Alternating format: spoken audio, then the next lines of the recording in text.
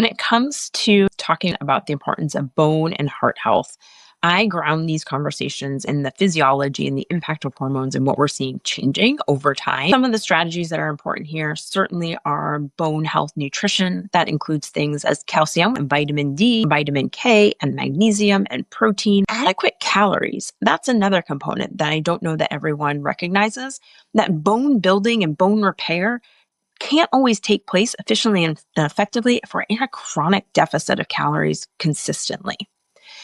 The other thing that we want to think about from a bone perspective is resistance training. The main thing is you need to challenge your muscles so that they tug on the bone a little bit, enough to create some micro damage so that the bone then has to build up and repair and become stronger.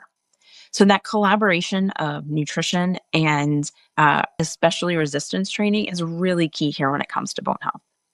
Similarly, same thing with cardiovascular health. We want to make sure that adequate nutrition is being consumed. And so thinking of adding in things, high fiber foods, especially soluble fiber foods, things like your oats, your beans, your lentils, cruciferous vegetables, your broccoli, cauliflower, kale, are all very powerful in helping to decrease LDL cholesterol.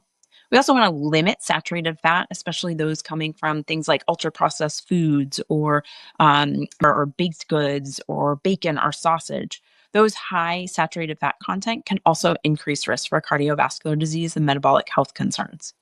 Prioritizing healthy fats, such as things like olive oil and avocado oil, and especially your fish and omega-3 fatty acids, are really powerful in supporting overall cardiovascular health as well. Certainly limiting high sugar foods, refined processed foods, sugar sweetened beverages, that is also beneficial too. And then when we think about the exercise side of things, this is where we want to be doing exercise that increases our heart rate. Cardiovascular exercise, so things that you're doing for an extended period of time at a elevated heart rate or higher pace or higher intensity, are usually what we hear getting the most benefit. You can get cardiovascular benefits from resistance training. If you're doing resistance training at an adequate intensity, your heart rate should be going up, and therefore your cardiovascular health is benefiting.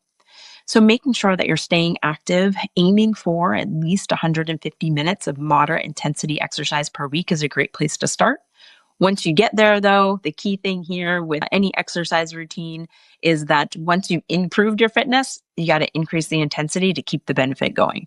So these are all the things together, nutrition and lifestyle, that really support bone and cardiovascular health. As you can see, there's some overlap. So you get a 2-for-1 on some of them.